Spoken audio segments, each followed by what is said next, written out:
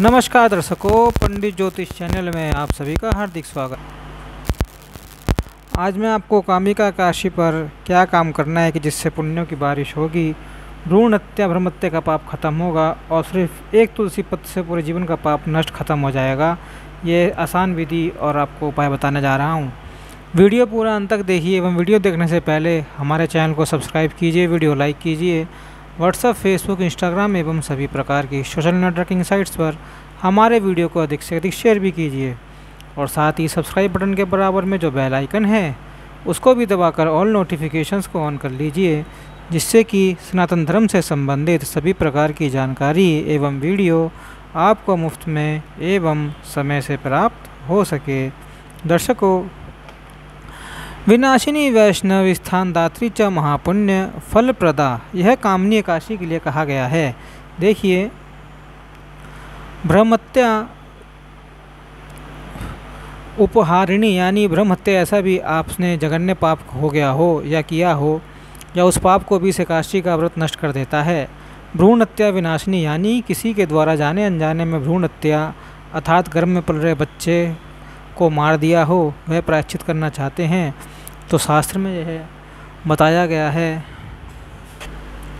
प्रायश्चित करना चाहते हैं तो शास्त्र में यह बताया गया है कि कामिका एकादशी का व्रत, तो शास्त्र में यह बताया गया है कि कामिका एकादशी का व्रत उनको श्रद्धापूर्वक करना चाहिए। ऐसा नहीं कि एकादशी का व्रत किया और भ्रूण हत्या करते रहे या पाप करते रहे, ऐसा नहीं। जिनके अंतःकरण में यह निश्चय हो कि हमें अपने पाप का प्रायश्चित करना है, उनके लिए कहा गया है। ठीक है।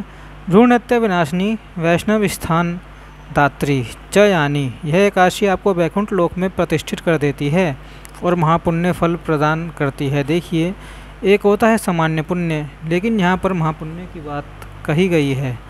कामिका एकादशी महापुण्य फल प्रदान करने वाली है। शास्त्र कहते हैं कि इससे बढ़कर कोई भी दूसरी एकादशी पवित्र और पाप विनाशिनी नहीं है। इस एकादशी की महिमा भगवान श्री कृष्ण युधिष्ठिर से बता रहे हैं और यही बात ब्रह्मा जी नारद जी को बता रहे हैं। यह एकादशी श्रावण मास में कृष्ण पक्ष में पड़ती है, लेकिन गुजरात महाराष्ट्र के लिए अभी आषाढ़ महीना चालू है। लेकिन जो पुण्य फल है, जो एकादशी व्रत है, वह सब जगह के लिए लागू है। ठीक है। मैं जो भी इसके अंदर बता रहा हूँ वह सभी स्थानों के लिए है, चाहे आप विदेश में भी रहते हो, चाहे भारत के उत्तरी भाग में रहते हो, चाहे दक्षिणी भाग में रहते हो। अब देखिए ब्रह्मा जी क्या कह रहे हैं। ब्रह्मा जी कहते हैं कि जो सागर एवं वन के साथ पृथ्वी का दान करता है, उसको जिस फल की प्राप्ति होती है, उसी फल की प्राप्ति कामिका एकादशी का व्रत करने से हो जाती है। देखिए, हम लोग के पास थोड़ी सी ज़मीन होती है, कोई हथियार लेता है तो लड़ाई झगड़े में हो जाते हैं, खून खराबा हो जाता है। एक ईंटा भर का ज़मीन हम किसी को नहीं देना चाहते हैं, लेकिन यहाँ पर सागर एवं वन सहित पूरे पृथ्वी का दान करने से जो फल मिलता है, कोई धना हो घर दान कर दे, किसी साधु संत महात्मा को मंदिर के लिए स्थान दान कर दे तो कितना छोटा सा होगा, लेकिन यदि कोई पृथ्वी ही दान कर दे, है ना, तो कितना पुण्य लाभ होगा। ठीक है। तो इतना ही पुण्य इस कामिका एकादशी के व्रत करने से हमको मिल जाता है। आगे ब्रह्मा जी बता रहे हैं कि जो बच्चा देती हुई गौ का दान भी सामग्रियों सहित देता है, उससे होने वाला जो पुण्य फल मिलता है वही कामिका एकादशी के व्रत से मिल जाता है। कई लोग सोचते हैं कि हम गोदान करेंगे अपने जीवन में। यदि आपका सामर्थ्य नहीं है, बेमत नहीं बन पा रहा है, ठीक है, कोई बात नहीं, तो आप ये कामिका एकादशी के व्रत का सेवन करें। जो श्रेष्ठ मनुष्य श्रावण के महीने में भगवान श्रीधर की पूजा करता है, उससे उसके द्वारा समस्त देवों, समस्त गंधर्वों एवं पनंगों की पूजा हो जाती है। यानी सूक्ष्म जगत में जितने भी देवी देवता हैं, उन सब की पूजा आज के दिन यानी कामिका एकादशी के दिन व्रत उपवास करके भगवान की पूजा करने से हो जाती है। तो इस दिन पूजा कैसे करें हम, तो मैंने इस पर पहले ही वीडियो बना रखा है। 2-3 वीडियो आप लोग ही चैनल पर पीछे जाएंगे, न्यू वीडियो में या डिस्क्रिप्शन में आपको मिल जाएगा कि पुरुष सूक्त के द्वारा भगवान की पूजा किस प्रकार करनी चाहिए। बिल्कुल ही छोटा सा पूजन विधि है, घर पर आप लोग सभी लोग कर लेना, ज़रूर करना। मैं लिंक इसका डिस्क्रिप्शन में दे दूँगा। आगे ब्रह्मा जी कहते हैं कि पाप से डरने वाले मनुष्य को कामिका एकादशी के दिन श्री हरि को अपनी शक्ति के अनुसार पूजा करनी चाहिए, सामर्थ्य के अनुसार पूजा करनी चाहिए। और पूजा में सबसे उत्तमों में उत्तम जो है वह पुरुष सूक्त के पाठ द्वारा यदि हम पूजन करें तो वह सर्वोत्तम पूजन माना गया है। जो लोग पाप रूपी कीचड़ से भरे हुए संसार सागर में डूबे रहते हैं, उन लोगों का कामिका एकादशी उद्धार कर देती है। तो संसार रूपी कीचड़ में डूबे हुए मनुष्य, मेरे जैसे, आपके जैसे लोग यदि इस एकादशी का व्रत उपवास करते हैं तो उनका उद्धार हो जाता है। अब देखिए भगवान ब्रह्मा जी आगे क्या कह रहे हैं कि जो मनुष्य तुलसी दल क्या होता है पता है? पत्तियां भी हों और मंजरी भी हो तुलसा जी की, जो छोटे छोटे बीज होते हैं लंबे लंबे डंडी में, ऐसा आप लोग तोड़ें। ठीक है, मैं अभी आपको दिखा दूंगा, बता दूंगा। ये देख के में शायद दिख जाए। तुलसी जी के आगे के हिस्से को, जो उसके अंदर पत्ती भी हो और तुलसी जी की मंजरी भी हो, इसको तुलसी दल कहा जाता है। समझ गए आप लोग? केवल पत्तियां तोड़ेंगे तो तुलसी पत्र कहा जाता है, केवल मंजरी तोड़ेंगे तो तुलसी मंजरी कही जाएगी, लेकिन पत्तियों सहित मंजरी हो तो उसको तुलसी दल कहा जाता है। और ढेर सारे यदि मिल जाए तो अच्छी बात है। तो भगवान ब्रह्मा जी कह रहे हैं कि जो मनुष्य तुलसी दल से श्री हरि की पूजा करता है, इस दिन वह पापों से उसी तरह नहीं संलिप्त होता जिस प्रकार कमल दल जल में असंतृप्त रहता है। यानी कमल जल में तो रहता है, कीचड़ में खिलता है, लेकिन जल को स्पर्श नहीं करता कीचड़ को स्पर्श नहीं करता। ऐसे ही यह मनुष्य भी पापों से अलिप्त हो जाता है। एक बार स्वर्ण और 4 बार चांदी दान करने का जो फल है, वही फल तुलसी मंजरी चढ़ाने से मिल जाता है। मैं काल्पनिक बात नहीं कर रहा हूँ, फिर से बता रहा हूँ, एक एक शब्द यहाँ पर शास्त्रों की मैं बता रहा हूँ। ठीक है, तो हम लोग स्वर्ण दान करने का, सोने या चांदी दान करने का तो सौभाग्य तो इतना हमारे पास संपत्ति नहीं हो शायद, लेकिन आप इस दिन यानी एकादशी के दिन तुलसी दल तोड़कर भगवान को अर्पित कर देना, तो 1 बार स्वर्ण और 4 बार चांदी दान करने का फल मिल जाएगा। अब लोग कहेंगे कि इस दिन तुलसी जी का तो व्रत होता है एवं तुलसी जी को एकादशी को नहीं तोड़ते हैं, तो ऐसा कहीं भी शास्त्रों में वर्णन नहीं है कि एकादशी के दिन तुलसी पत्र नहीं तोड़ना चाहिए, तुलसी दल नहीं तोड़ना चाहिए। द्वादशी के दिन वर्णन मिलता है, संक्रांति के दिन मिलता है, रविवार के दिन, पूर्णिमा, अमावस, इन सब तिथियों पर तुलसी पत्र नहीं तोड़ना चाहिए। मंगलवार शुक्रवार को भी नहीं तोड़ना चाहिए, लेकिन एकादशी के दिन यत्नपूर्वक तुलसी पत्र भगवान को चढ़ाना ही चाहिए। शिवलिंग पर भी चढ़ाना चाहिए, उसकी भी वीडियो डिस्क्रिप्शन में मिल जाएगी, देख लेना। लेकिन एक बात और ध्यान रखना है, मैं आगे बताऊँगा कि द्वादशी तिथि के आसपास से पहले ही आप ये तुलसी पत्र तोड़ लेना। ठीक है, यदि एक दिन पहले का भी तुलसी पत्र या तुलसी दल हो तो भी भगवान उसे स्वीकार कर लेते हैं। तुलसी दल तुलसी पत्र वासी नहीं होता। तो यह महिमा सुनकर तुलसी दल आप जरूर चढ़ाना भगवान को। रत्न, मोती, वैदुर्य तथा प्रवाल आदि से पूजन करने से श्री हरि को उतना संतोष नहीं होता जितना संतोष तुलसी दल के पूजन से होता है। रत्नों का मुकुट आप चढ़ा दीजिए, मोतियों की माला भगवान को पहना दीजिए। तुलसी दल आप भगवान को अर्पित कर देंगे ना, तो उससे भगवान माधव, भगवान श्रीधर संतुष्ट हो जाते हैं, भगवान जनार्दन संतुष्ट हो जाते हैं।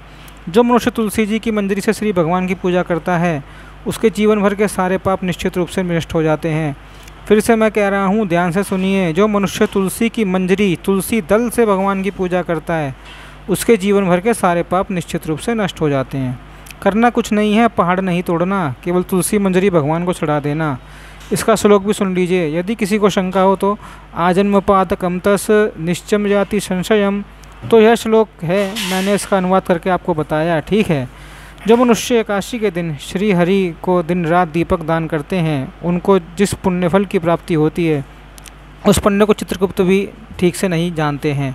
तो महाराज ऐसा पुण्य कमाइए, इतना पुण्य कमाइए कि चित्रगुप्त के कैलकुलेशन से बाहर हो जाए, आउट ऑफ सिलेबस हो जाए। ये ऐसे पुण्य कमाने की बात मैं कर रहा हूँ। भले आज से पहले आपको किसी ने कुछ नहीं बताया हो, लेकिन शास्त्र के माध्यम से मैं आपको बता रहा हूँ। ये ज़रूर काम कर लीजिएगा, केवल इस वीडियो को सुनकर मत निकल जाइएगा। तो दीपदान करने का यहाँ पर विधान बताया गया है। सुबह और शाम दोनों ही समय आपको दीपदान करना है। दीपदान कहाँ किया जाता है? अब अपने घर के मंदिर में दिया जला के तो रखते ही हैं, अच्छी बात है। दरवाजे पर जलाइए, इसको भी दीपदान कहते हैं। ठीक है, किसी जलाशय के पास कुआं हो, नदी हो, अथवा तो किसी मंदिर के पीपल के वृक्ष के नीचे, तुलसी जी के वृक्ष के नीचे, आंवले के वृक्ष के नीचे, शमी वृक्ष के नीचे, विल्व वृक्ष के नीचे, यह सब दीपदान है। ठीक है, सुबह में तो करिएगा, शाम को भी करिएगा। आगे ब्रह्मा जी कह रहे हैं कि एकादशी के दिन जो श्री भगवान के समक्ष दीपक जलाता है, उसे पितृक स्वर्ग लोक में अमृत से तृप्त होकर रहते हैं।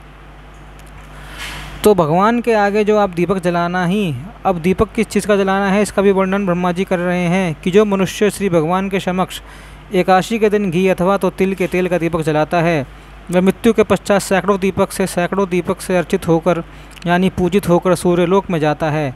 केवल दीपदान करना है। देखिए कितनी छोटी छोटी चीज़ें हैं लेकिन लाभ कितना बड़ा बड़ा है। घी का दिया हो अथवा तो तिल के तेल का दिया हो। अब आगे भी सुनिए, इतना ही नहीं है। अब देखिए इस एकादशी का व्रत और उपवास से पहले आपको जब भी शुरू हो रही है, कभी भी शुरू हो, चावल नहीं खाने हैं। और ध्यान रखिएगा चावल नहीं खाना। अब आप लोग कई लोग पूछते हैं कि चावल क्यों नहीं खाना है, क्या कारण है, तो इसका भी मुझे शास्त्रों में मिला है वर्णन। मैं इसका भी वीडियो अलग से बना दूंगा। अब लेकिन आप लोग याद रखना कि एकादशी का टाइम जब से भी शुरू हो तो उससे पहले ही आपको चावल खाना बंद कर देना है, चावल नहीं खाना। समय समय पर हमारे चैनल से रिमाइंडर भी मिलता रहता है, लिंक छोड़ने के लिए चैनल को सब्सक्राइब कर लीजिएगा। तो अब देखिए एकादशी का व्रत और द्वादशी से लगने वाली अगर एकादशी हो तो उसमें भी आपको चावल बिल्कुल नहीं खाना है। लेकिन यह कितना अद्भुत संयोग बन रहा है, कितना पुण्य देने वाला है, इसको और भी हम काउंटिंग करते जाइए। देखिए शास्त्र कहते हैं कि द्वादशी युक्त यदि एकादशी कोई व्यक्ति करता है तो उसको 100 यज्ञों के समान पुण्य मिलता है। तो अगर कोई भी आपको ऐसी द्वादशी मिले जो एकादशी से सम्मिलित हो, उस दिन आप व्रत रखिए, पूरे दिन आपको व्रत करना है। दूसरी बात, श्रावण का महीना चालू है और एकादशी पड़ रही है, इसके अंदर दिन है, तो इस दिन आप एकादशी का व्रत करेंगे तो साथ में आपका और भी व्रत भगवान की कृपा से श्रावण का व्रत भी माना जाएगा, उसका भी पुण्य आपको बोनस रूप में मिल जाएगा। भगवान शिव जी कहते हैं कि जो श्रावण मास के सोमवार का व्रत करता है वह व्यक्ति मुझे अति प्रिय है। तो एक दिन का व्रत उपवास भगवान शिव जी को भी प्रसन्न कर देगा, भगवान जनार्दन को भी प्रसन्न कर देगा। अब तीसरी बात देखिए, स्कंद पुराण में वर्णन आता है कि द्वादशी के दिन जो बिल वृक्ष मतलब बेलपत्र के वृक्ष की, पेड़ की पूजा करता है उसका ब्रह्म हत्या ऐसा पाप भी नष्ट हो जाता है। बिल वृक्ष किसको कहते हैं समझ गए ना, बेलपत्र हम लोग चढ़ाते हैं, उसके पेड़ की बिल वृक्ष कहते हैं। लोग पूछते हैं क्या हम उसको घरों में लगा सकते हैं? बिल्कुल, आप घर में गमले में लगा सकते हैं, जहाँ भी जगह हो बिल वृक्ष, तुलसी आदि है पौधे आप लगा सकते हैं। तो देखिए कैसा योग है, एकादशी का दिन है, महीना श्रावण का है, द्वादशी और इस दिन बेलपत्र का पूजन, बिल वृक्ष आपके द्वारा ही पूजन हो जाए तो अति उत्तम है। तो ऐसे अद्भुत पुण्य की गणना कौन कर सकता है? मैंने महात्म्य में बताया है। भगवान शिव जी को यह श्रावण का सोमवार कितना प्रिय है, तो आप बिल वृक्ष का पूजन कर लेना। यदि समय मिलेगा तो मैं बिल वृक्ष के पूजन का वीडियो भी बना दूंगा, आप लोग देख लेना। लेकिन वीडियो क्या बनाना आप यहीं पर सुन लीजिए। आप क्या करना कि पंचोपचार से पूजन कर लेना बिल वृक्ष का। पहले बिल वृक्ष को अच्छे से धो लेना, आसपास यदि पेड़ हो तो पड़ा, यदि गमला हो तो आप उसे आसपास साफ़ सफाई कर देना। फिर तिलक करना चंदन या कुमकुम से बिल वृक्ष को। फिर उसके बाद क्या करना, पुष्प अर्पित करना। ठीक है, पुष्प अर्पित करने के बाद कलावा बांध देना। फिर उसके बाद धूप दिखाना, दीपक जला के आरती कर लेना। फिर उसके बाद भोग रूप में, नैवेद्य रूप में आप कुछ वहाँ पर अर्पित कर देना, मिठाई हो या जो भी आपके आसपास हो, फल हो, आप नैवेद्य रूप में अर्पित कर देना। और ना आप परिक्रमा कर लेना, 3 हो, 5 हो, 7 हो, 11 परिक्रमा आप कर लेना। और ऐसी व्यवस्था यदि हो जाए तो करना ही, आपका दीपक लंबे समय तक उस वृक्ष के पास जलता रहे। ठीक है, तो ये छोटा सा पूजन है, इसके द्वारा ऊपर क्या वीडियो बनाना यहीं पर मैंने बता दिया आपको, आप ऐसे कर लेना। लेकिन फिर भी मैं एक विस्तृत वीडियो बनाऊंगा जिसके अंदर जो शास्त्रों में मंत्र बताए गए हैं बिल वृक्ष पूजन का, यदि हो सकेगा, समय मिलेगा तो कभी ना कभी तो मैं ज़रूर बनाऊंगा, उसके अलग मंत्र हैं। लेकिन आप ओम नमः शिवाय, ओम नमो भगवते वासुदेवाय करते करते सब पूजन कर लेना। अब देखिए इस पूरे वीडियो का सार हम लोग निकालते हैं कि हमको करना क्या क्या है। सबसे पहले तो आपका व्रत होगा, दूसरी बात आपका पूजन होगा भगवान का तुलसी मंजरी के साथ, ठीक है। और तीसरा है आपको दीप दान करना है, सुबह में भी करना है और शाम को भी करना है। चौथा है बिल वृक्ष का पूजन आपको करना है, ठीक है। और हो सके तो इस दिन आप दान पुण्य भी करके आना, बाहर जाके गरीब गुरबों में या ज़रूरतमंदों में, तो इतना ही काम करना है आपको। और पुण्य कितना है आप लोग फिर से वीडियो सुन लेना, कितना सारा पुण्य बताया गया है। अब आध्यात्मिक जगत में कंगाल कब तक रहेंगे, अरबपति खरबपति बनिए। देखिए ये कागज़ और लोहे के टुकड़ों को हम लेकर नहीं जाएंगे, ये पैसे रुपए यहीं काम आएंगे। लेकिन जो सच्ची कमाई है, जो सच्चा धन है, वह इस माध्यम से आप लोग कमाइए। जो पुण्यदायक तिथियां आती हैं उनके माध्यम से कमाइए और ये बैलेंस को बढ़ाते जाइए। ठीक, पारण का समय भी और व्रत का समय भी, एकादशी का भी, ये भी शॉर्ट वीडियो में आपको बता दूंगा। इसी टाइम के अंदर यदि मान लीजिए आपका नियम बाकी हो, भगवान का नाम जब करना बाकी हो तो आप कर लेना। भोजन तो कर नहीं सकते, और पहले हाथ में जल के जल लेना, उसके अंदर निहारते हुए कहना कि मैं भगवान को साक्षी मानकर अपना नाम ले लेना, मैं इस एकादशी का व्रत पारण करता हूँ। इस जल के माध्यम से वह जल आप पी लेना जब पारण करेंगे, तो इससे भी आपका पारण हो जाएगा, ठीक है, और आपका कोई व्रत खंडित नहीं होगा। अब अगले दिन क्या है, प्रदोष व्रत आने वाला है, तो इसी जल के माध्यम से प्रदोष व्रत वाले भी आप पारण कर लेना। एक एक बात संकलित करने में अलग अलग शास्त्रों से एकत्रित की गई है यह बातें। तो आप इस वीडियो को ना औरों तक भी पहुंचाना, अपनी सेवा समझ के, संस्कृति की सेवा समझ के। तो मिलते हैं अगले वीडियो में, जब तक के लिए हमारे चैनल को सब्सक्राइब कीजिए, वीडियो लाइक कीजिए, अधिक से अधिक शेयर भी कीजिए। ओम नमो नारायणाय, ओम नमो भगवते वासुदेवाय।